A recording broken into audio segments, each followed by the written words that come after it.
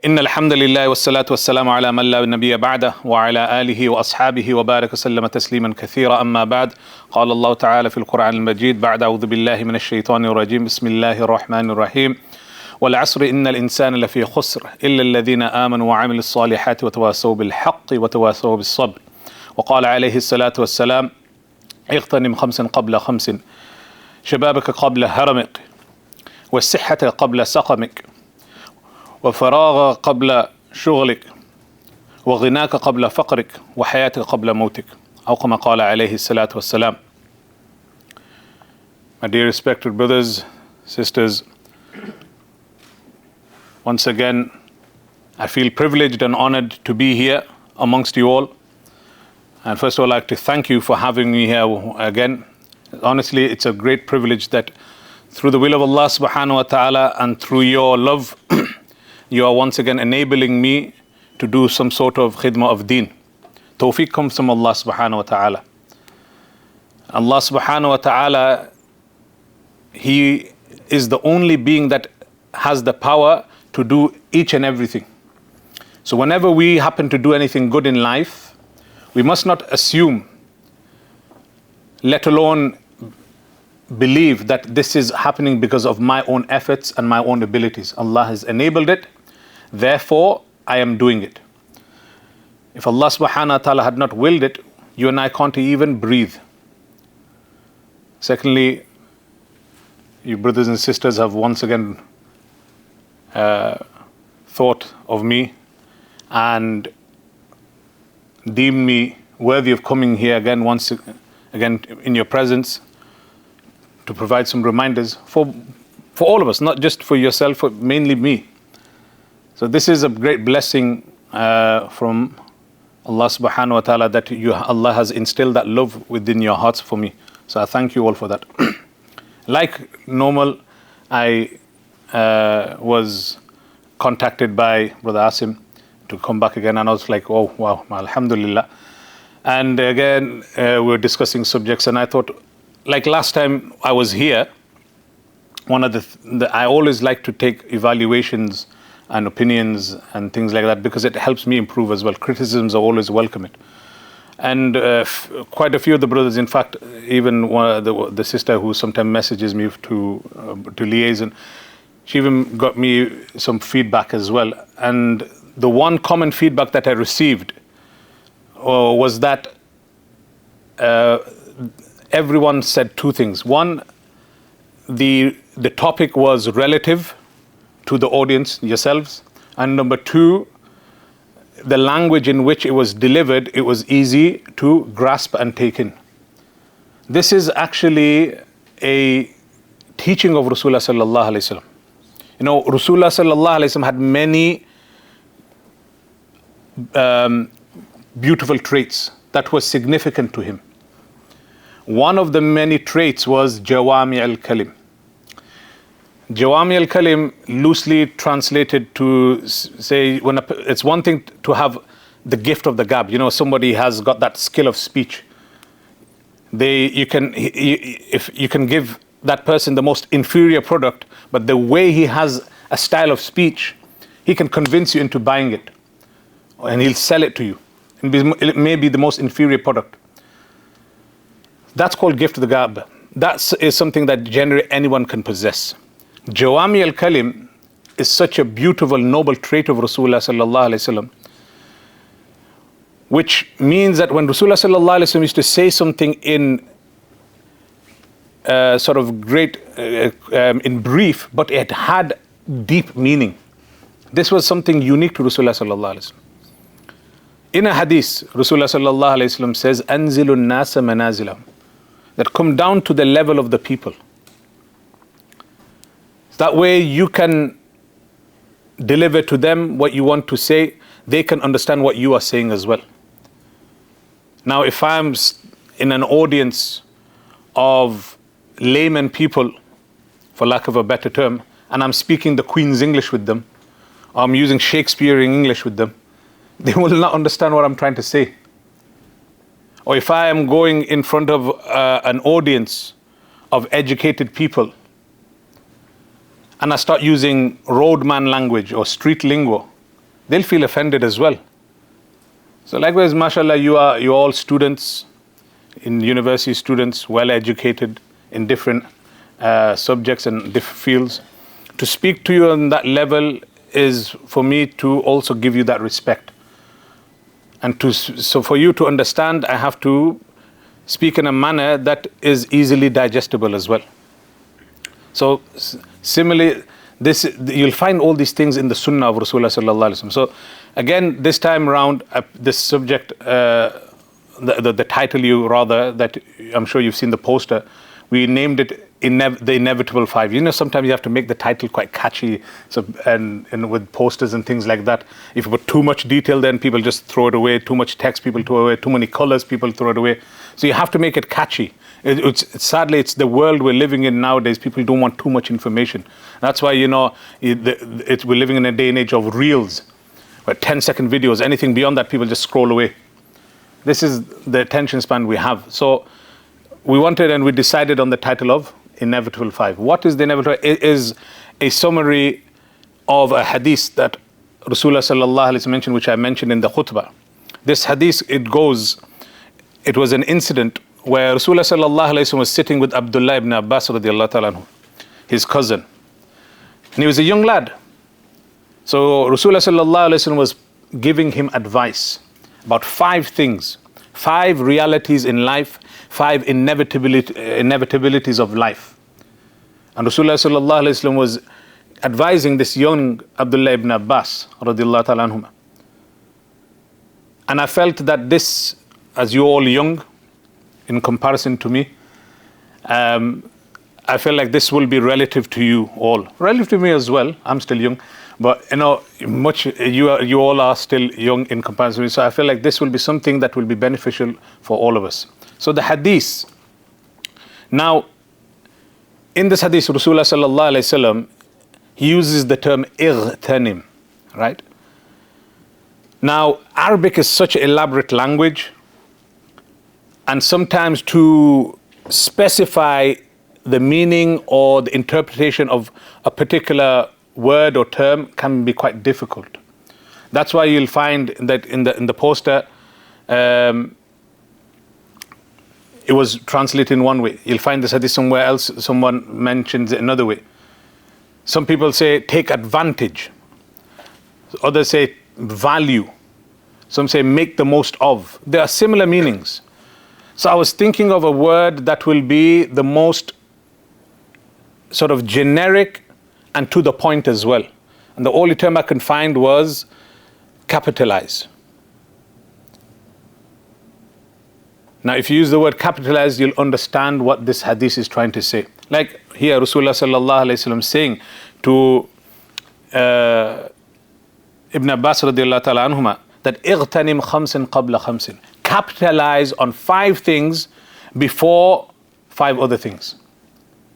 And he says, شبابك قبل هرمك, your youth before your old age. وصحتك قبل سقمك, your health before your sickness. وغناك قبل فقرك, your wealth before poverty. وفراغك قبل شغلك, your free time before you are preoccupied. وحياتك قبل موتك. There's 5 factors here that Rasulullah mentions, 5 inevitabilities, and also that follow on to go towards 5 other inevitabilities. So Rasulullah sallallahu alaihi wasallam, he uses the word ightanim to emphasize on this situation, on the circumstances. So if you use the word capitalize, we can understand it from a very commercial point of view. This is a commercial terminology. So when something is used from a commercial point of view, we think of it more seriously. So the term capitalize, Rasulullah is capitalize on this. Let's look at the first point. Rasulullah sallallahu alaihi wasallam is saying that shababaka qabla haramik, your youth before your old age. Why did Rasulullah sallallahu alaihi wasallam make mention about the youth first?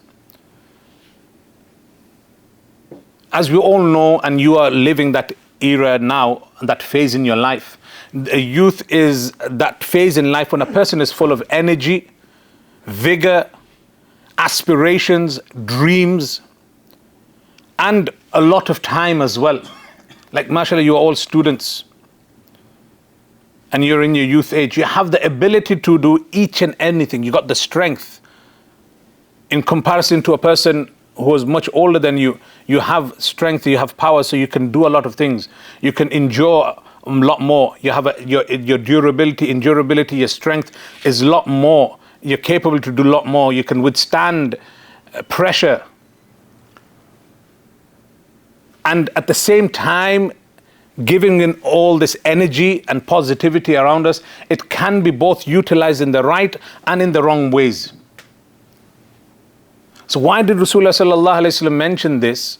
So and first, it's because when we have that energy and the strength and that ability to do so much in life, we're often tempted to utilize that energy, that power, the strength, the vigor in places that will be the means of our destruction.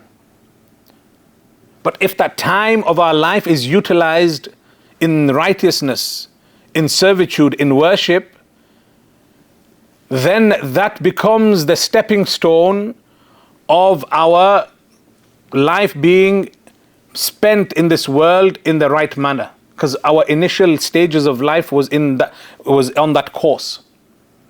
If you see in another hadith, Rasulullah sallallahu alaihi wasallam mentions that there will be 7 categories of people who will be under the shade of the arsh of Allah subhanahu wa ta'ala under the day of judgment. And I want you to all picture this scenario in your head, that every one of us, those before us, those after, every man, woman will be there in the presence of Allah. The sun will be at a handspan's length away from us. We will all be naked. We will all be scared, trembling, fearing the wrath of Allah subhanahu wa ta'ala, that how will Allah judge me today? We are all guilty of our sins. We know how much good we have done in this world. I mean, even the Prophets alayhi salam will be fearing for themselves. Who are we not to fear on that day? Every one of us standing in the court of Allah, waiting for our judgment, drowning in our own sweat, unaware and oblivious of what the outcome may be, whether we will be thrown into hell or destined to go into Jannah. May Allah subhanahu wa ta'ala make all of us from amongst the Jannatis. Say Ameen. You guys don't want to go Jannah? Let's try again. May Allah subhanahu wa ta'ala grant us all Jannah. Ameen. Much better, mashallah. Create that scenario in your head. But there will be 7 people on that day whom Allah subhanahu wa ta'ala will favor, and His mercy will be upon them, and they will be under the shade of the arsh of Allah, under the throne of Allah. One category of the 7 is that youth who spent his young age, his youth era in the worship of Allah subhanahu wa ta'ala. Why do you think that is? Look at us, we're living in this modern day and age, this Western part of the world. How easy is it to sin? And what is being promoted? The nightlife is being promoted. Drugs are being promoted. Alcohol consumption is being promoted. Zina is being promoted. We're living in a reality nowadays that if a person, and I will say this loosely, but you will understand it, that today we're living in such a world full of fitna, that if a person has protected their chastity, preserved their virginity, they're frowned upon. This is the reality when we're living in this day and age, where someone who says that I'm saving it for marriage, I'm saving this, I'm chastity, I'm protecting my dignity. What dignity? They laugh at this person. And living in this day and age, when you are ousted and looked down upon for withholding your nobility, how hard is it going to be for a person to preserve the iman and stay away from sin? This is why Rasulullah sallallahu alaihi wasallam makes mention of this. Another thing, as humans that we know, we're creatures of habit. whatever habit we inculcate in our lives from a young age, they will remain with us lifelong. So isn't it wise that we inculcate and implement good, righteous habits that will remain with us lifelong? This is another reason why Rasulullah sallallahu alaihi wasallam makes mention of this point as well. And another thing, another reality, we all get to be young, but not every one of us will get to see old age. Let that sort of go and play in your mind. Think about it. We all get to be young, but not every one of us get to grow and see old age. You know, one of the biggest deceptions we see in life today, and I've heard it many times, I'm sure you must have heard it as well. When we ask someone, well, have you performed Hajj? No, I'll do it afterwards. I come from a Asian, South Asian background, Bangladeshi by native, so not stereotype, but the reality is that our the boomer age people, their livelihood was mainly from restaurant takeaways, just like in the Pakistani community, they have corner shops and they're taxi drivers. Again, not stereotyping, I'm just talking about how the norm was in society back in the 90s and all that.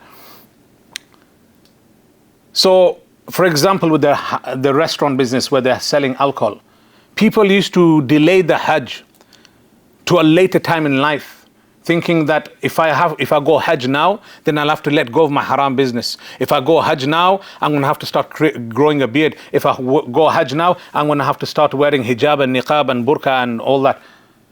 So people think they delay that, not realizing that every moment that they're delaying this, they're in a state of sin.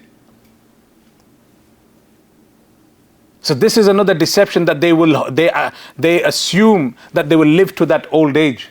And many have passed without forget making Hajj, they have passed away without having made changes in their life, because of that false notion and that misunderstanding, rather, that delusion that they will live to see old age. Many, I'm sure you know many probably colleagues, families, relatives you probably know of, who have died in a young age. They never got to see their 20s. They never got to see the 30s, 40s. Forget getting their pension payout.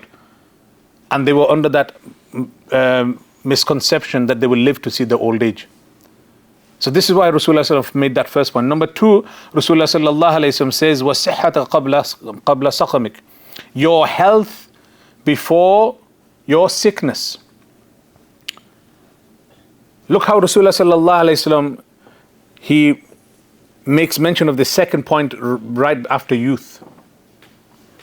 You know, health is a blessing from Allah subhanahu wa ta'ala. When you're healthy, you are able, and when you're fit and strong, you're healthy, you're able to do each and everything. You're independent. Like now, those of you who are students here, I'm sure you don't like it, but you have to prep your own meals. But when you are at home, your mother is doing it for you. You've got the ability to do it. You got that energy, your fitness and everything is there. The health is a blessing from Allah subhanahu wa ta'ala. So Rasulullah sallallahu alaihi wasallam is advising this young Abdullah ibn Abbas radiallahu ta'ala anhuma, that utilize this time while you're still fit and healthy. You use this moment of your life in the right manner, before a time comes when you fall sick and ill and you're not able to do many things. You know, I work as a chaplain in the hospitals, and I see chronic diseases, illnesses, death. It's a regular thing in my line of work. And one of the things that I see in the faces of those patients, the regret they have when they realize that they're ill, whatever it is, whether it's a terminal illness or whether it is something that may not be terminal but it's still serious, they have that regret, because now what's happening? They're realizing the guilt. It's eating up with them, that when I was healthy, I wasn't praying my salah. When I was fit and able to do things, I wasn't doing it. Now, When I was able to stand and pray salah, now I'm having to sit down and pray salah. Now I'm having to lie down and pray salah. Now I'm having to pray salah in a way that I shouldn't have to, but I'm sick now. And they're looking back. You know, sometimes sickness and or any other misfortunes alike, they're also a reminder from Allah subhanahu wa ta'ala. They're a rude awakening. When you fall ill, just like when somebody passes away in our families, we start waking up and realizing, taking things seriously, start reading Quran, start being serious in life. Similarly, when we ourselves fall sick, it's a reminder from Allah subhanahu wa ta'ala. I remember once, a dear friend of mine, he had a heart attack. And then he suddenly was like, bro, I need to stop praying now. So he started praying salah. And he started making up for his qadha salah, the salah that he had missed all his life. And what he was doing, he was praying salah after salah, and he was draining himself. And I said, look, bro, take it easy. You need to take it easy. He goes, no, do not, bro, I've got so many years of salah to make up. And then I go, yes, alhamdulillah, you've got that realization finally. You've realized because of this misfortune that hit you, that befell you, you realize now. But he was overdoing it. Every time I used to come in the masjid in between salah times or before salah times or something like that, he's there praying his qadha and all that. At first I used to realize that mashallah he's good, but then he was overdoing it. And then I started warning him that, look, take it easy. He goes, but those years of salah, how do I make up if I go, look, slowly, take it easy. You know, if I pass away, what's going to happen? Yes, look, Allah understands you're making the effort, but if you overdo yourself now, what's going to happen? You're going to crash. Your body's going to crash, and then you forget your qadha, the salah that is binding upon you at this moment. You're going to be neglectful of those as well. Rasulullah sallallahu alaihi wasallam makes warning of this in the hadith. That وَلَا يَشَهَدَّ دِينَ أَحَدُكُمْ إِلَّا غَلَبَهُ. That no person becomes extreme in their religion except that it overpowers them. What does that mean? Two things of overpowering.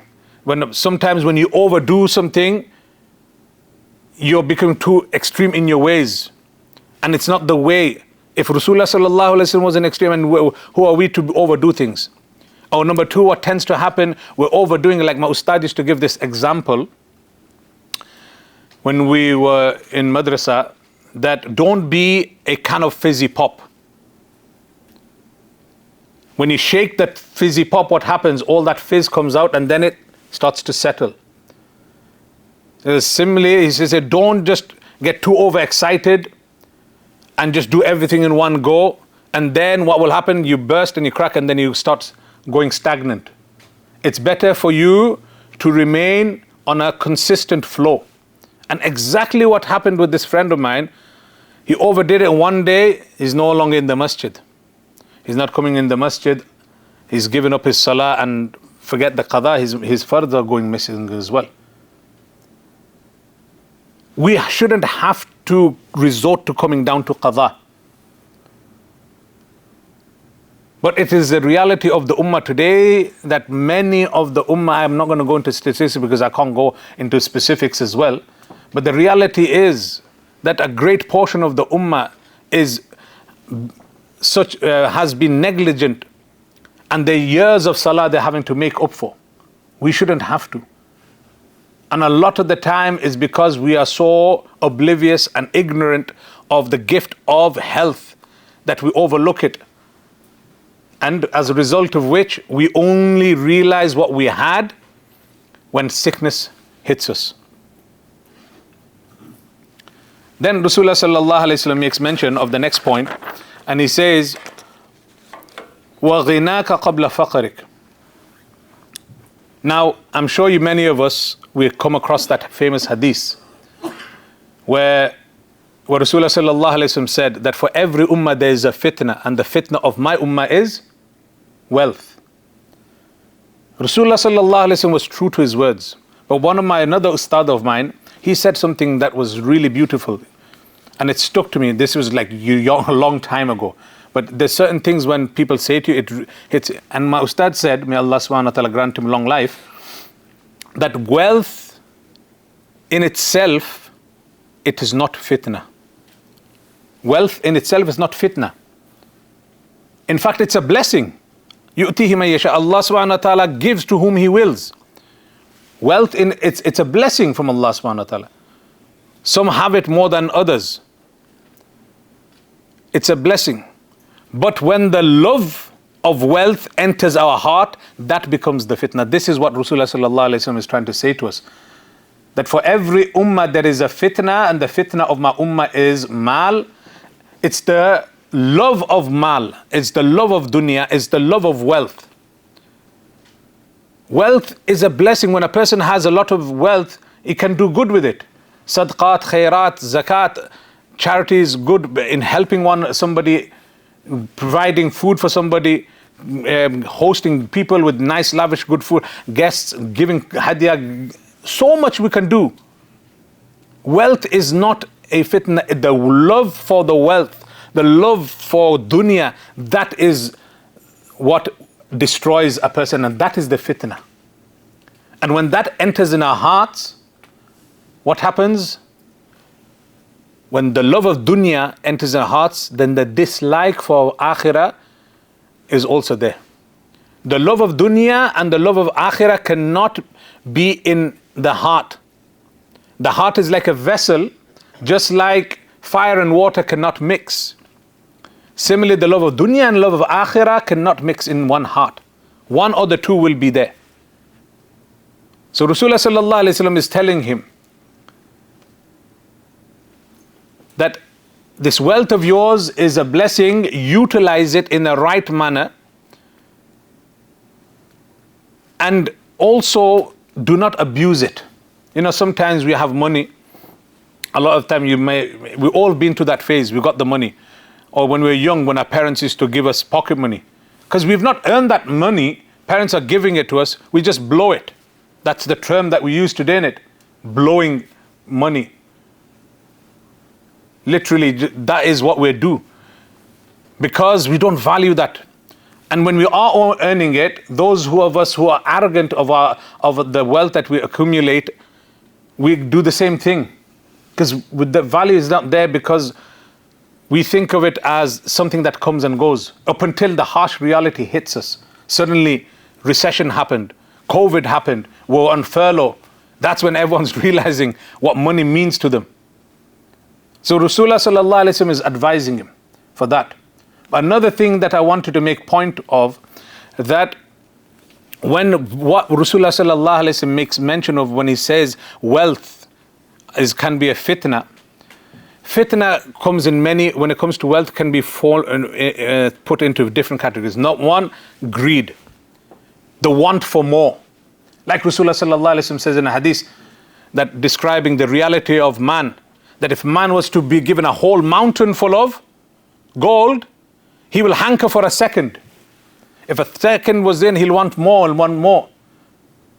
This is the reality. When the greed of dunya enters our heart, we will never be satiated by the dunya. Number two, and this is the one that destroys, and the more common, pride and arrogance enters. When you have wealth, you think you're something, you've achieved something. You start looking down upon everybody. Your circle of friends start changing as well. Your associates start changing. You don't want to hang around with a person who's lower than your class. You want to go and dine in fancy restaurants, fine dining restaurants, where your friends might want to go to a dhaba or a cafe or a fast food joint.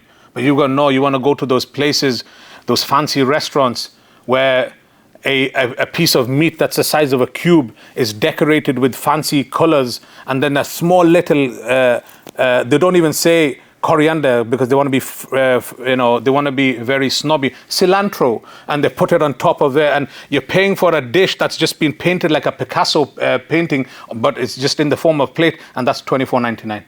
I've been there before. I had to do a wedding in Lake District. They took me there, and it was in this fancy 100-200-year-old building that was now a hotel or something like that. And the starter was caviar. I think I'm pronouncing it right. I'd never tasted caviar before. I've heard of it so many times. And I looked at it. It was a cup like this big, made up with, I think, salmon skin. It was really fancy. And it had these little jelly balls. And I was like, oh, that looks like tadpoles, man.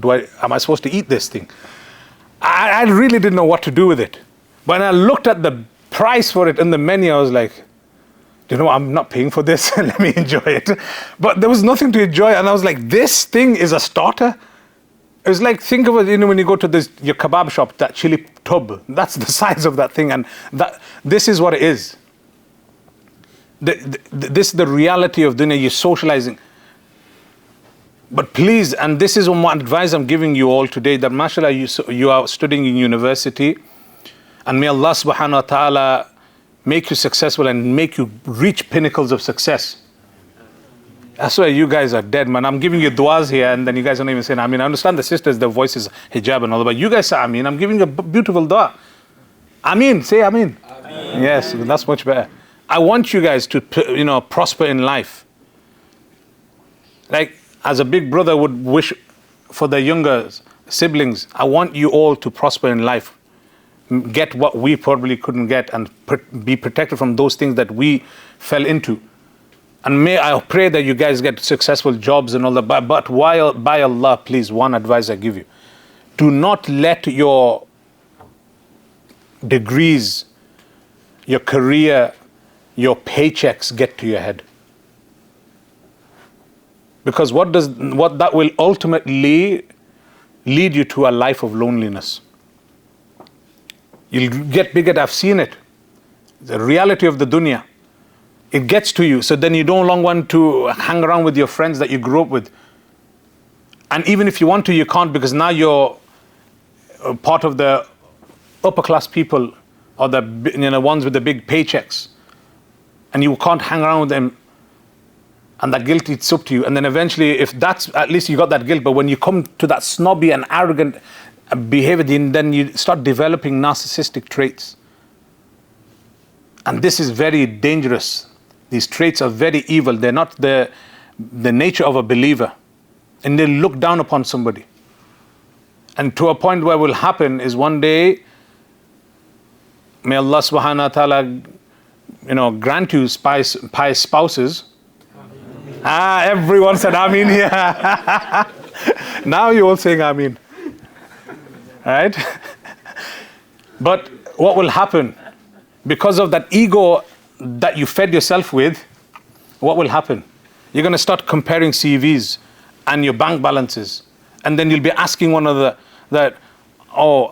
what have you to offer me? I've done this, I've got that, I've got this, I've got that. Now the next person who is sitting in front of you, your potential spouse, I never want to talk about marriage, but this is something I really wanted to hint towards.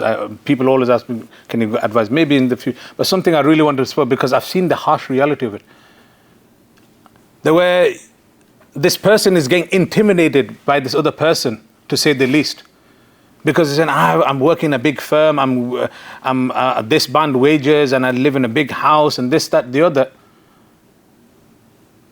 What have you to offer me? Then this person is thinking, man or woman, that look, I have nothing to offer you, and this and that. And if they're a good person, they'll think, do you know what? This person may be better off with somebody else, because I can't offer them the life that they're aspiring for. And what happens then? This person is bouncing from one person to another person, and comes to a point in their life that if they finally realize where they're going wrong, they'll start settling for anybody. And that anybody would be somebody that they probably wouldn't have settled with 10 years ago in their life. But now, because they're getting old and things are hanging, and they're no longer young anymore, and they just want to settle down, have kids, and they'll settle down with anybody. They shouldn't have to do that. But who put you into that position? You yourself put yourself into that position. A person, as believers, we are not meant to hanker for dunya. So this is another reason why, and please, this advice I give you, do not let your degrees, your your masters, your PhDs, or whatever degrees that you're doing, and certainly not your bank balance get to your head. Wallahi, it will create such a monster within you, and you will become so ugly in yourself. And if you don't realize it, others will realize it. And then if you don't start feeling it, others will you'll become a deterrent. Then people won't want to be with you anymore, be around you anymore. Don't let that. Wallahi, take this one advice: do not let your achievements get to your head. May Allah subhanahu wa ta'ala give us understanding. Then Rasulullah sallallahu alayhi wa sallam says, وَفَرَاغَ قَبْلَ شُغْلِكَ.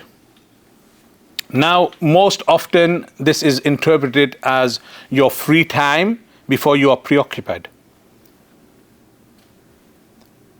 And this is the most probably generic and fitting meaning, interpretation. I want you to look at it from a different angle as well. Your independency before you are dependent as well.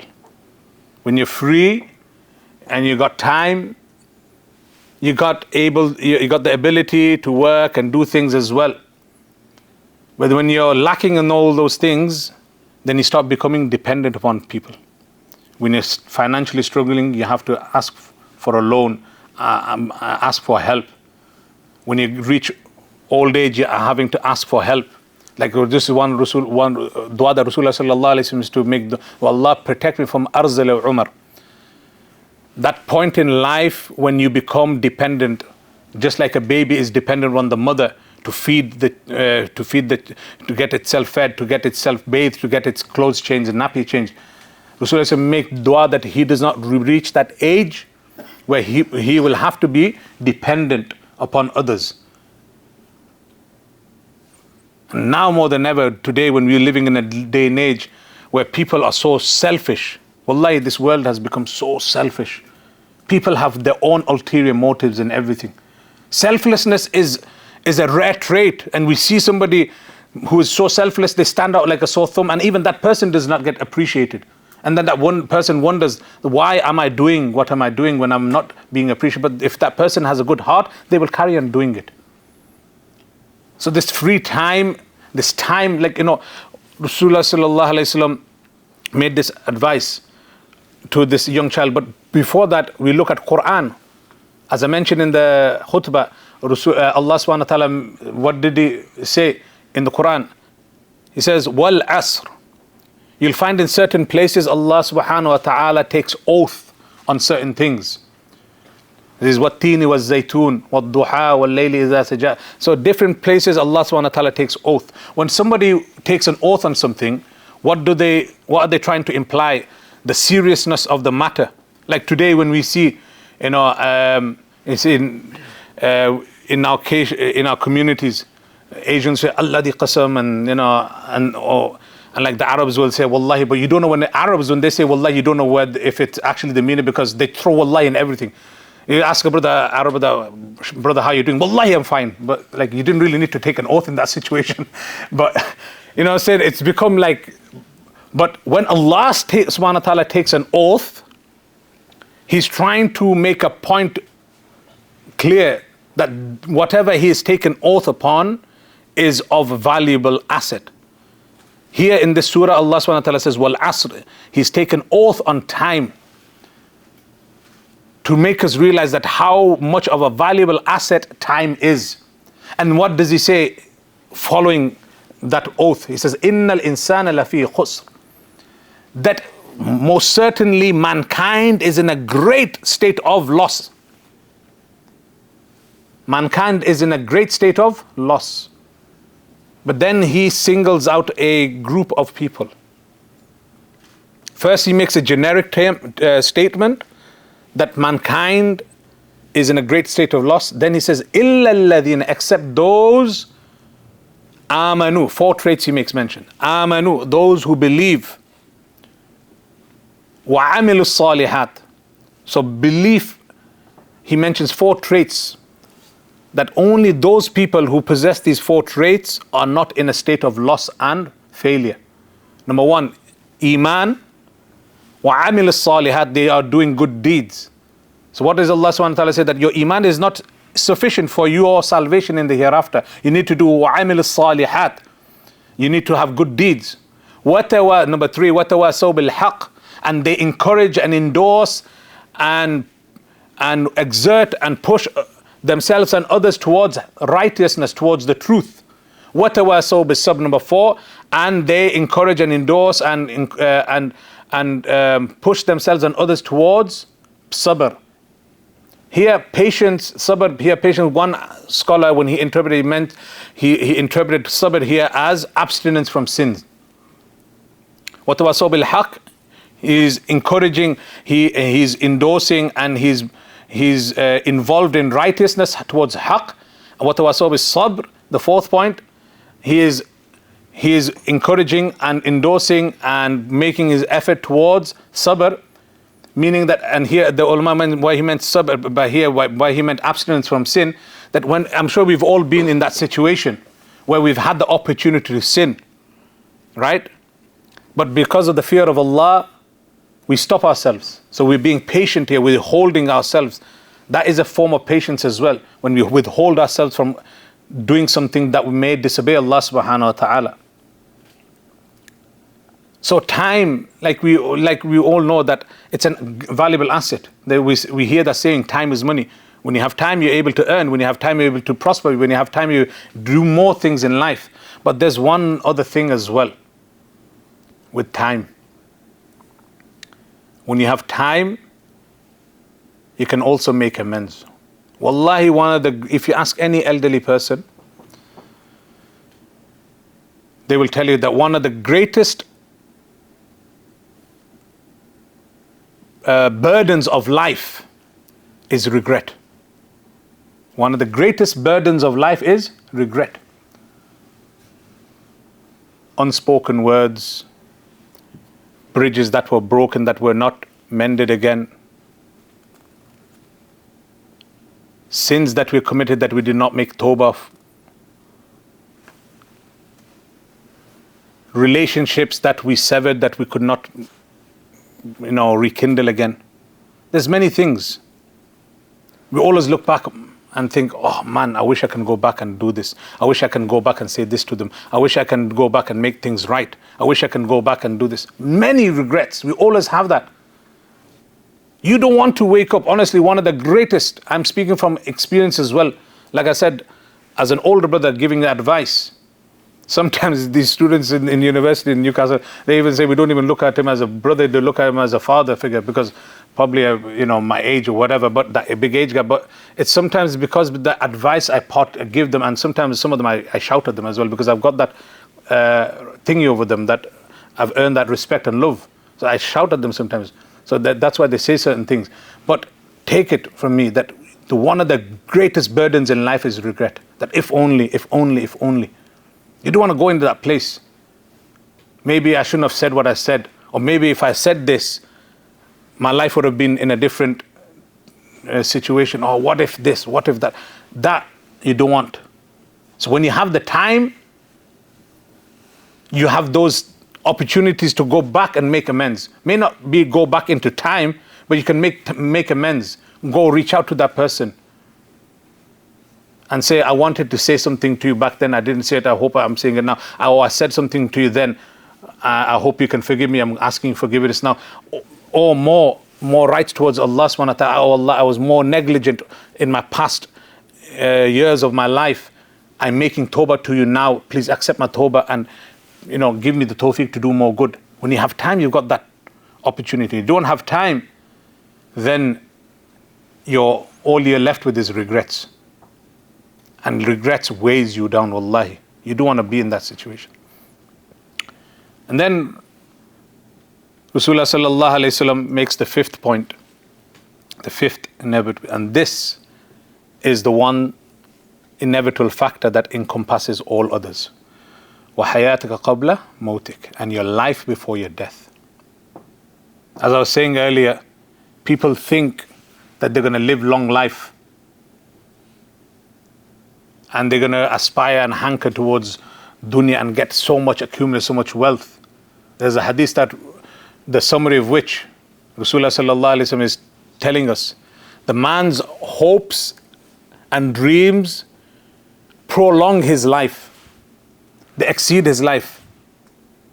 His life in this world is for 60, 70 years, 80 years, whatever. But his dreams and aspirations go far more beyond that.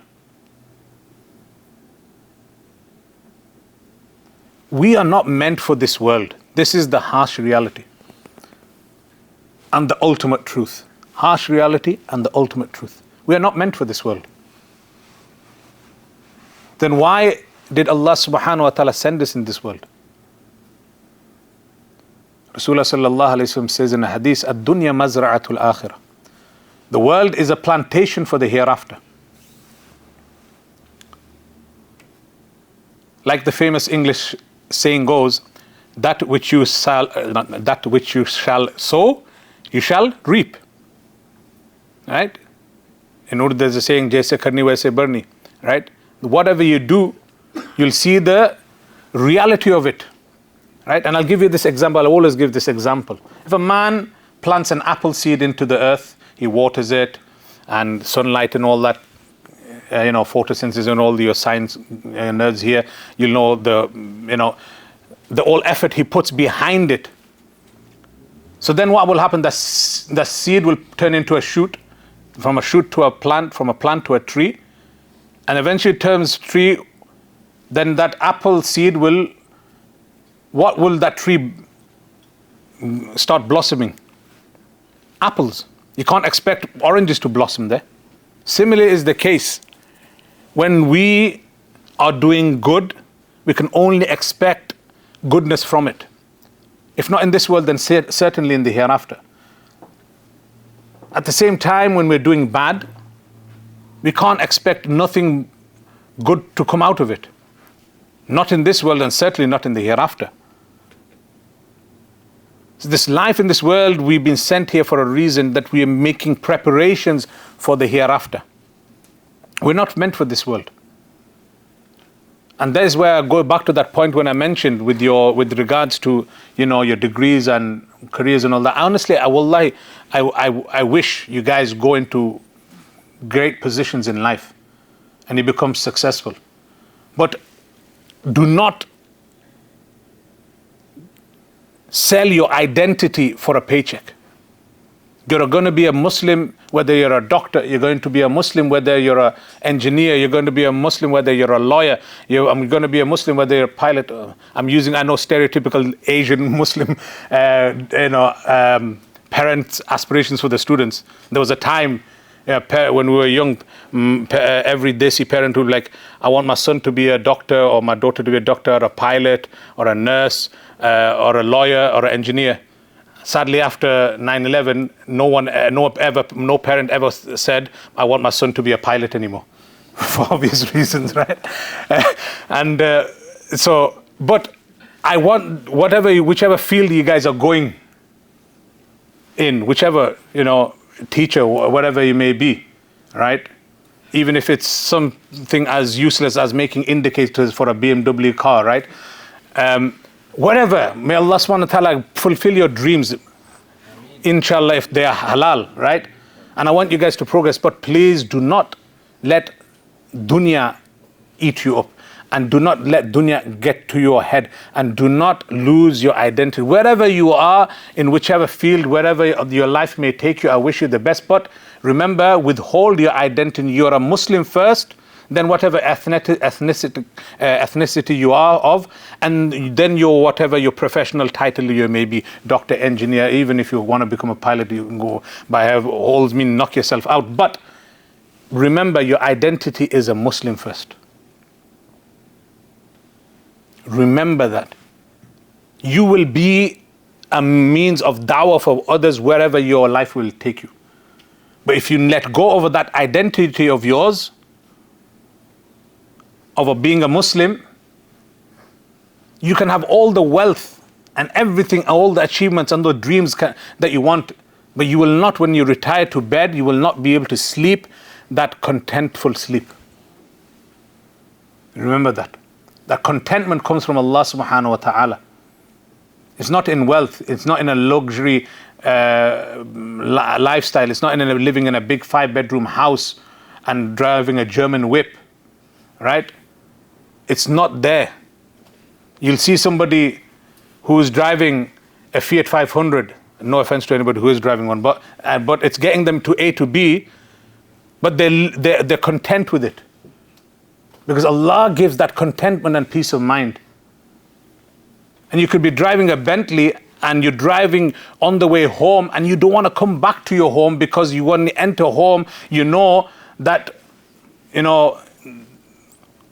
home is not a home. It's living hell. I know so many people. There was a person that once said to me, he was saying to me, like, people come to the counseling, sometimes elderly people. As one person said to me that I sometimes have to take my sleeping bag to my workplace and sleep there because my wife is keeping nagging. I can't sleep at night. She wants this, she wants that. His home is not a home. That house he bought, he can't even stay in it. This happens when we hanker after dunya so much that we forget our purpose in life. We're not meant for this world, we're meant for the hereafter. Hereafter is only achieved and attained, good life in hereafter rather, is achieved and attained through righteousness. This is why Rasulullah left behind Quran and Sunnah as a guide. Utilize this. Your student life, do not forget your identity. So I hope this hadith, mentioned these 5 points, please take it in, focus on this. If you need to look back at it, you'll find the hadith, in search you'll find it. But if not, then once this video gets uploaded, I'll share it and reflect. Realize, use this time and to reflect upon yourself. Like the event was called, reflection and refreshments. Use this time. Sometimes you might listen to something now, but it hits you afterwards. Reflect upon it afterwards. Listen to it again and see how it may benefit you. May Allah subhanahu wa ta'ala give us the best of understanding.